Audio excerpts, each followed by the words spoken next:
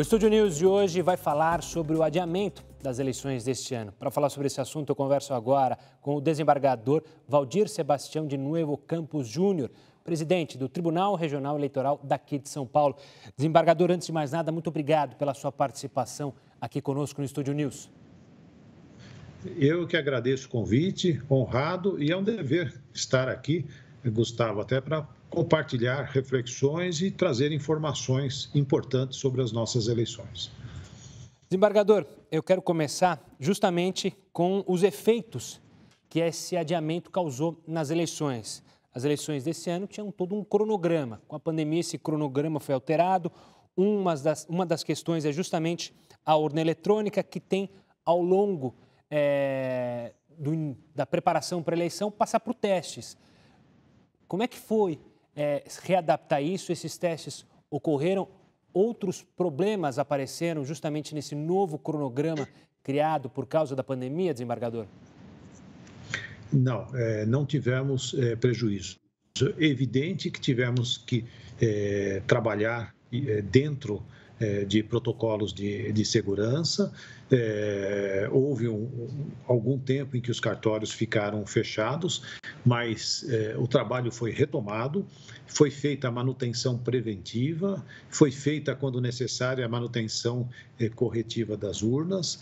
As urnas de 2006 e 2008 não mais serão utilizadas, houve uma reorganização das urnas mais novas, estão prontas já para a realização das eleições. Não tivemos nenhum prejuízo. É lógico que essas etapas foram retardadas da mesma forma como a eleição foi adiada, mas estão em condições e prontas para a realização das eleições.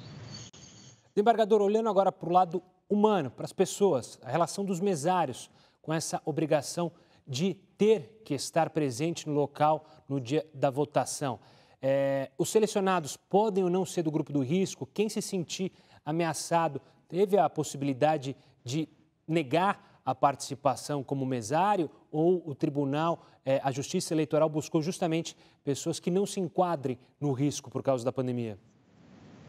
Evidentemente que há uma preocupação em evitar as pessoas de grupo de risco que permaneçam o dia inteiro como mesários.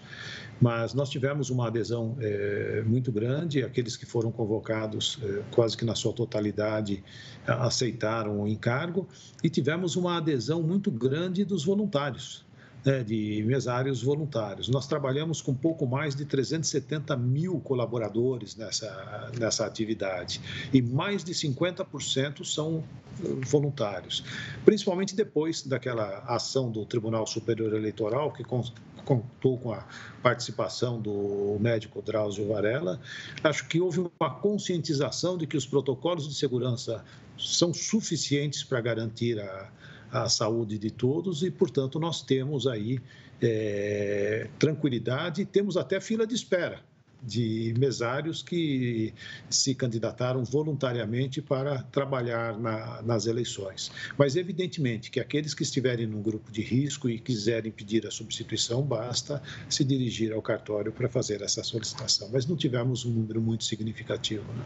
Desembargador, olhando para o dia da eleição, como serão esses protocolos? Lá atrás, o Tribunal Superior Eleitoral até mencionou que cada região teria seu protocolo de saúde, dependendo da situação da pandemia. O que você pode dizer para a gente sobre os protocolos para o dia da eleição? Bom, os protocolos de segurança, assim, em regra, valem para todo o território nacional. E eles foram desenvolvidos justamente para garantir a segurança dos eleitores e dos nossos colaboradores, quer sejam mesários, quer sejam aqueles que serão os orientadores, o nosso apoio logístico para a orientação dos nossos eleitores. E foram desenvolvidos protocolos de segurança assim, que devem ser observados rigidamente, para que haja segurança de todos. Não será permitida a presença de pessoas sem máscara nos locais de votação, muito menos nas sessões eleitorais para efetuar a votação. As filas serão orientadas no sentido de que os eleitores permaneçam afastados pelo menos 1 metro de cada um.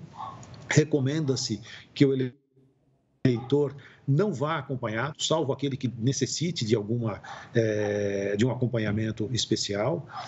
Recomendamos que o eleitor leve sua caneta, porque ele terá que assinar o caderno de votação. Se não levar, não há problema, teremos álcool em gel para fazer a desinfecção de uma caneta para ser emprestada a ele. Ele terá que estar com a máscara e os mesários estarão com máscara, estarão com face shield e terão lá no local de votação o álcool em gel e o álcool líquido, até para que o eleitor possa desinfetar as suas mãos antes e depois da votação. A identificação do eleitor será através de um documento com fotografia que ele irá apresentar sem passar as mãos do mesário. O mesário poderá pedir que ele rapidamente abaixe a sua máscara para perfeita identificação, se for necessário, e ele, em seguida, irá votar. Importante também, as 3 primeiras horas, das 7 às 10, a preferência absoluta é do pessoal do grupo de risco, são os eleitores do grupo de risco. Não é que os outros não possam votar, se não tiver ninguém na fila, qualquer um poderá votar. E mesmo aquele que é do grupo de risco, se não puder ir nas 3 primeiras horas da manhã, poderá votar durante o resto do dia. Mas eles terão preferência também durante a votação. E a biometria, inclusive, foi suspensa justamente para aumentar a segurança da votação. Desembargador, eu queria pegar esse gancho da biometria, que é uma tecnologia nova, que infelizmente não será usada neste ano, mas para justamente analisar a situação e a possível situação de voto à distância. Isso foi aventado pelo ministro Luiz Roberto Barroso, se não me engano. Você acredita que a Justiça Eleitoral vai se debruçar nos próximos anos para analisar a possibilidade do voto remoto? Já foi determinado pelo ministro Barroso, né, um estudo a esse respeito. É evidente que, se nós chegarmos a um sistema seguro, como é hoje o da urna eletrônica, evidentemente que será possível darmos esse conforto e aumentarmos, inclusive, a participação nas eleições, porque aquele que não estiver no seu domicílio eleitoral, podendo votar à distância, estará apto a participar da eleição. Mas o nosso sistema hoje é muito seguro, e a sua substituição demandará aí a elaboração ou a concepção de um sistema tão seguro ou mais que esse, para que ele possa vir e substituir esse sistema que nós temos e que goza, inclusive, de alta respeitabilidade, inclusive internacional. Desembargador, olhando para a campanha, para os candidatos, na última eleição presidencial, se falou muito sobre disparamento automático de mensagens, fake news. Como que você pode analisar, nesse momento das eleições, da campanha eleitoral, como tem andado isso, como o tribunal tem agido, como a Justiça Eleitoral tem agido para tentar coagir, evitar esse tipo de manipulação no voto do eleitor? Veja bem, evidentemente que o combate a essa realidade que é muito antiga, mas que tem uma nova roupagem, que é através das redes sociais, o que torna a questão muito mais complexa, ela demanda um combate plural. Lógico que existe o combate reativo por parte de representações apresentadas à Justiça Eleitoral para que sejam tomadas providências, né? Mas existe também um outro lado de combate, que são as diversas parcerias que o Tribunal Superior Eleitoral fez, não só com as redes sociais, mas também com os meios tradicionais de comunicação social, que hoje são muito importantes na checagem das notícias, no sentido de que esses comportamentos inusuais sejam detectados e sejam impedidos mesmo no âmbito das redes sociais, o que já tem ocorrido. Então, nós não vamos deixar de ter uma atuação rigorosa, reativa, né, punindo quem eventualmente não cumprir as regras eleitorais. Mas, de outro lado, nós temos hoje a parceria muito boa, muito firme das redes sociais e a importância dos meios tradicionais de comunicação social no combate à desinformação. Hoje, eu acho que o eleitor está preocupado com essa realidade, está informado sobre essa realidade, só que ele não pode abaixar a guarda, porque nós temos profissionais trabalhando na formatação ação da desinformação e ela pode permear todos os segmentos sociais. Se ele receber alguma coisa que chame a sua atenção, ele deve ver a fonte, deve ver a autoria, deve ver se outras redes sociais estão veiculando essa notícia, principalmente se os meios tradicionais de comunicação social estão abordando essa questão. É importante que ele não abaixe a guarda. Então, a questão ela depende de um enfrentamento plural. Desembargador, uma das eleições que tem mais chamado a atenção nos últimos dias é a que vai ocorrer nos Estados Unidos. A gente está bem próximo da eleição, pela pressão popular para as pessoas votarem, uma vez que a votação lá não é obrigatória. Você acredita que esse volume de pessoas maior do que o normal, evitando, por exemplo, uma votação, pode afetar a nossa votação? Ou seja, as pessoas podem deixar de votar com medo da pandemia e o tribunal já pensa em modelos para justamente dar segurança às pessoas e para que elas confiem na segurança desses protocolos para irem votar? Ou o senhor teme que haja uma votação aquém do esperado? Não, creio que não. Creio que o trabalho feito junto aos mesários demonstrou que a ação do Tribunal Superior Eleitoral, no sentido de transmitir, né, a segurança dos protocolos sanitários, de segurança sanitária, foram efetivos, tanto que nós tivemos uma adesão importante.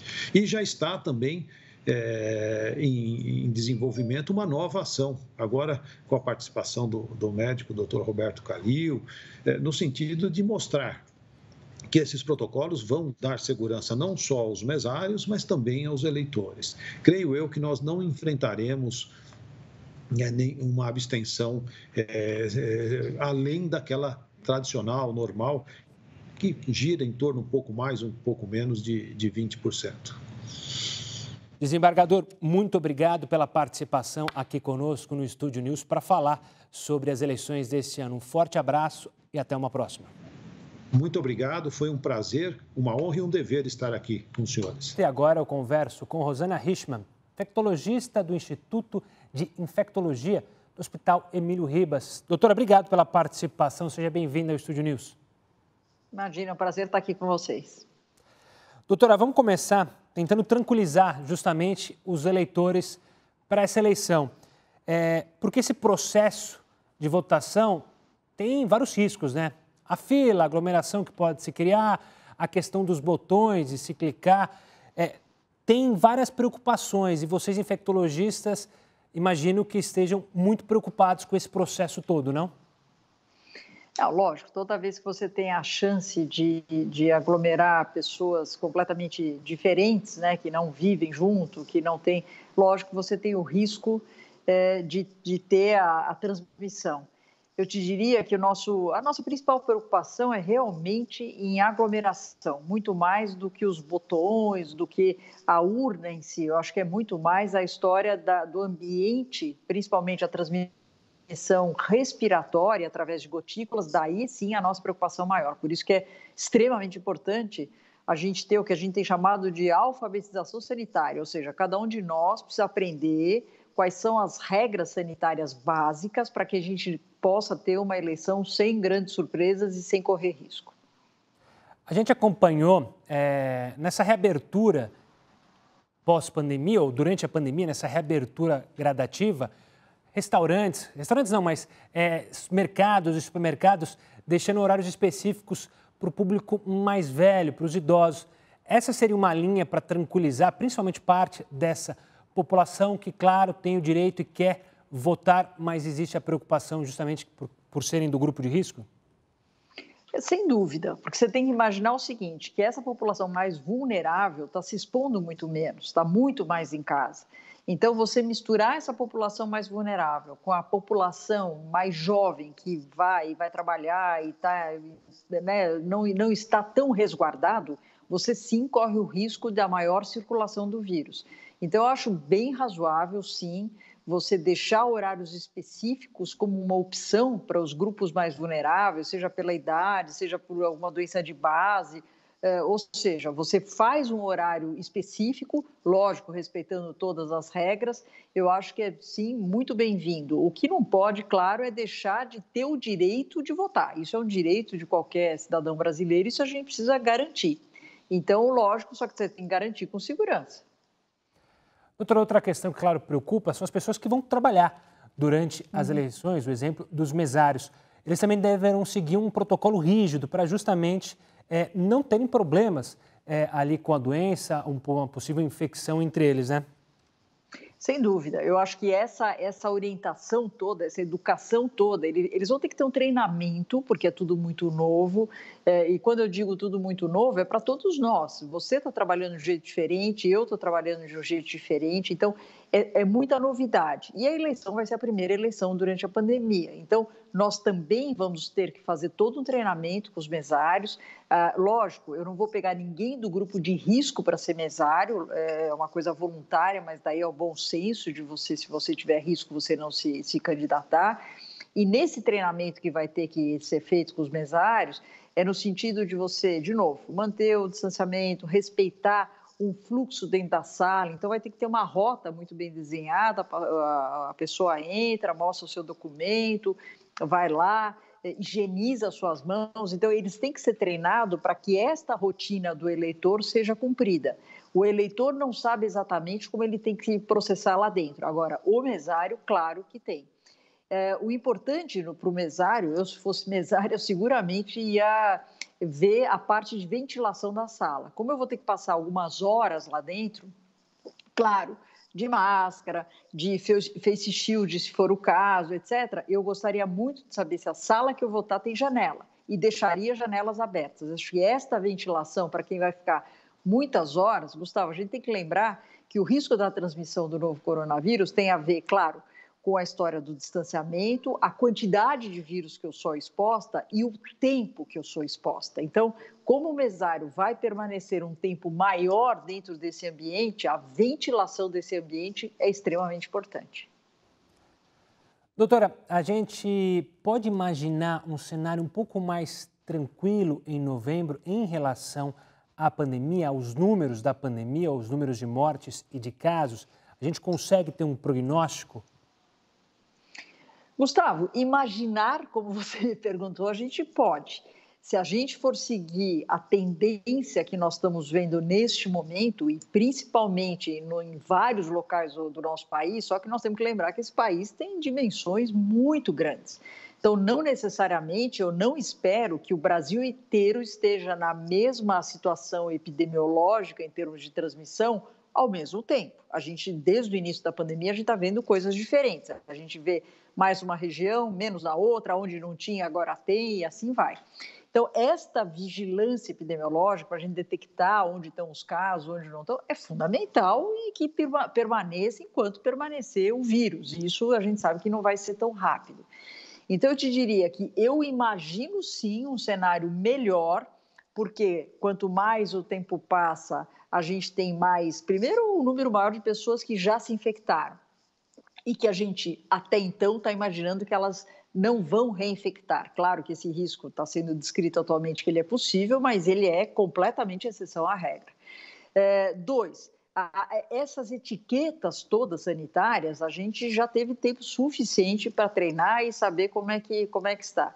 E três, acho que a gente retornando aos poucos, mantendo as regras, a tendência é que sim, a gente continue com cada vez menor o número de casos novos, cada vez menor o número de hospitalizações, que isso eu acho que é um dos dados mais importantes que tem, e, consequentemente, cada vez menos óbitos relacionados à Covid. Doutora, você citou justamente esse país continental que temos e que muitos dizem que são, na verdade, 27 epidemias, ou seja, para cada estado e, claro, também para o Distrito Federal. A gente tem que olhar isso lá na frente, em novembro, para determinar os protocolos de segurança, não criar uma regra única para cidades tão distintas? Eu te diria o seguinte, eu acho que os protocolos devem ser os mesmos, porque não vai variar muito, né? Você não tem muitas variáveis numa sala onde você vai ter uma eleição. É um ambiente relativamente igual que você pode fazer no país inteiro. O que muda, e isso muda muito, é o quanto o vírus está circulando naquela localização. Então, vamos supor, né? Estou imaginando que a gente chegue em novembro, eu esteja em alguma localidade desse país que o controle da infecção esteja fora do controle, ou seja, o número de casos, o vírus com alta circulação, aquele R0 que a gente sempre fala, que é aquela taxa de contaminação, né? Se estiver muito elevada, eu acho que vai ter que ser repensado e vai ter que sim ser customizado conforme o local que você está no nosso país. Então, uma regra geral, do ponto de vista epidemiológico, eu não consigo imaginar. Agora, uma regra geral, no sentido de fazer toda a educação dos mesários, o fluxo, as normas de higienização do ambiente, do ar, isso pode ser igual no país inteiro. Doutora Rosana, quero agradecer demais a sua participação aqui conosco no Estúdio News. Até uma próxima. Até uma próxima, Gustavo. Um prazer estar com vocês. Prazer foi nosso. E para falar mais sobre esse assunto, eu converso agora com Gisele Metter, consultora em comunicação política na estratégia parlamentar. Gisele, antes de mais nada, obrigado pela participação aqui conosco no Estúdio News. Obrigada, Gustavo, é um prazer. Gisele, vamos começar então falando justamente da estratégia de campanha dos candidatos. Como que esse adiamento das eleições interfere na estratégia montada por eles? Ele interfere no sentido de análise do comportamento. Então, agora os candidatos eles têm mais tempo para fazer essa análise de comportamento. E como é que eles podem fazer? O que é essa análise? Houve uma mudança no comportamento dos cidadãos em relação ao mundo online e ao mundo offline. E é isso que eles têm que perceber. O que aconteceu? As pessoas se distanciaram um pouco mais no mundo offline e se aproximaram no mundo online. Então, essa análise um pouco mais criteriosa que tem que ser feita para eles poderem definir as estratégias de campanha. Então, agora, com o adiamento das eleições, eles têm um pouco mais de tempo para poder perceber este comportamento e se adaptar a ele. Eu acho que esse é o grande trunfo com o adiamento das eleições. Ter um pouco mais de tempo para sentir o cidadão, futuro eleitor, para poder, assim, se adaptar e, principalmente, adaptar estratégias, ações e até o comportamento, o próprio comportamento em relação às redes sociais. O que isso significa? Significa que ele tem que observar as pessoas, ver como elas se comportam e ir modulando, ir ajustando o comportamento dele também frente às redes sociais e também no mundo offline. Gisele, olhando para quem está em pleno exercício do mandato, que vai tentar a reeleição, seja vereador ou prefeito, eles têm algum tipo de vantagem com o adiamento ou a gente pode entender que eles estão até em desvantagem por justamente estarem no mandato e enfrentarem um momento de crise provocado, muito claro, pela pandemia? Eu acredito que existe sim uma certa vantagem devido a alguns fatores. Primeiro, a questão de tempo para poder mostrar o trabalho. Então, eles tiveram realmente mais tempo para poder mostrar todo o desenvolvimento de ações que eles tiveram. E com a pandemia, isso ficou ainda mais evidente, porque as pessoas precisavam buscar informações sobre coisas cotidianas, como decisões que impactam a sua cidade, o município ali. Então, o que houve? Eles tiveram mais oportunidade. É claro que isso beneficia quem foi à frente nas redes sociais, quem se posicionou, quem fez live, quem conversou com o cidadão, quem trouxe informações relevantes. Aí sim há um certo tipo de vantagem, porque se eu quero saber uma decisão referente à pandemia na minha cidade, eu vou buscar a live de um prefeito, por exemplo. E aí sim eles tiveram maior visibilidade. Então a vantagem está nesse sentido, para aqueles que foram à frente nas redes sociais e levaram informações acerca da pandemia. A gente sabe todo o cenário, como ele se desenvolveu, mas informação foi o critério de vantagem para esses parlamentares em vigência de mandato acerca das redes sociais. Agora, se ele não foi para frente das redes sociais, se ele se manteve um pouco mais quieto, digamos assim, não levou informações relevantes acerca da pandemia, e eu não estou falando só coisas boas, eu estou falando informações relevantes, aquelas que realmente impactam a vida do cidadão. Aí sim, eles tiveram uma vantagem nesse sentido. Gisele, olhando também mais para o perfil que o eleitor pode procurar nessas eleições. A gente passou por um período de renovação, podemos dizer assim, nas últimas eleições. Essa renovação pode ser afetada justamente por esse momento de crise, por esse adiamento das eleições? Pode mudar o perfil de quem o eleitor está indo buscar para votar?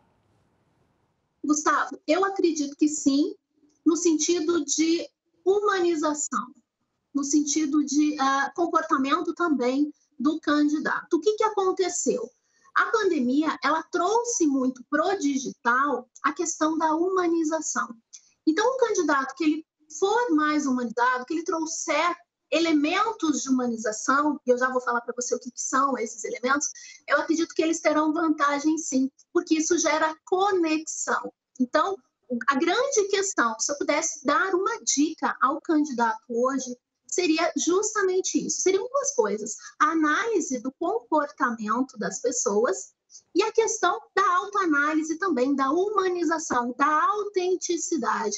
Isso ficou muito evidente a partir do momento que as pessoas começaram a estar mais nas redes sociais por conta da pandemia. E como é que eu trago essa humanização para o meu perfil de candidato, para o meu perfil político? A primeira coisa é ser autêntico. Eu percebo ainda que existem muitos futuros candidatos, muitos políticos, que eles acabam trazendo uma imagem que não é o que eles são no mundo real, que não é o que eles são no offline, acabam projetando um personagem. Então, a grande questão, o grande diferencial, o que eu acredito, são três coisas, que é, a primeira coisa, a humanização, a autenticidade. A segunda coisa são valores pessoais, ele precisa mostrar quem ele realmente é, para daí sim construir uma reputação. Então, eu creio que o grande diferencial para essas eleições é ele ser humano, é ele ser autêntico, ele ser a mesma pessoa que ele é fora do digital, dentro do digital. É realmente não ter medo do digital. Gisele, quero agradecer demais a sua participação e a sua análise sobre essa mudança nas eleições e o perfil de como o candidato vai se comportar nesta campanha. Obrigado pela participação e até uma próxima, Gisele. Muito obrigada, Gustavo. O Estúdio News fica por aqui. Eu conversei com Gisele Metter, consultora em comunicação política na estratégia parlamentar, Rosana Hitchman, infectologista do Instituto de Infectologia do Hospital Emílio Ribas, e com o desembargador Valdir Sebastião de Nuevo Campos Júnior, presidente do Tribunal Regional Eleitoral de São Paulo. Você já pode acompanhar essa entrevista pelo nosso canal no YouTube, no Play Plus e também pelo nosso podcast, já disponível tanto no Spotify quanto no Deezer. Semana que vem tem mais. Tchau, tchau.